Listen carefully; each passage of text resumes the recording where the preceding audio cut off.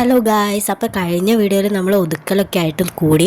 അപ്പോൾ ഇന്നത്തെ വീഡിയോ എന്ന് പറഞ്ഞിട്ടുണ്ടെങ്കിൽ നമ്മൾ പാക്കിങ് സ്റ്റാർട്ട് ചെയ്യാണ്.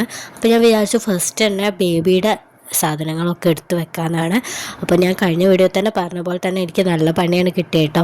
പനി വരുന്ന എല്ലാ ലക്ഷണവും ഉണ്ട്, നല്ല തൊണ്ടവേദന തലവേദന എല്ലാം ഉണ്ട്. അല്ലെങ്കിലും എന്തെങ്കിലുമൊക്കെ നല്ല കാര്യങ്ങളൊക്കെ വരുന്ന സമയത്ത് അങ്ങനെയാണല്ലോ, നമുക്ക് ഒന്നെങ്കിൽ പീരീഡ്സ് ആവും, ഇല്ലെങ്കിൽ ഇതേപോലെ തന്നെ എന്തെങ്കിലുമൊക്കെ ആവും.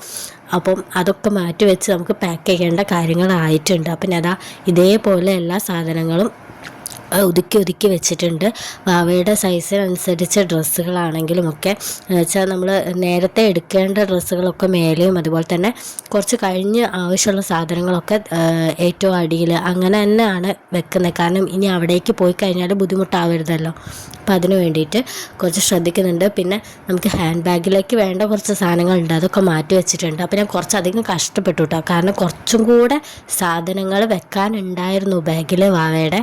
പക്ഷെ അത് തീരെ പറ്റുന്നില്ല. അപ്പോൾ നമുക്കിനി അത് വേറൊരു ബാഗിലേക്ക് മാറ്റണം.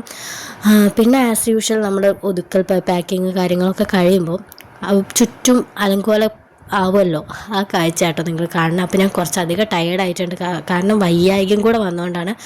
അപ്പോൾ അടുത്തൊരു വീഡിയോ ആയിട്ട് കാണുന്നവരെ ടാറ്റ.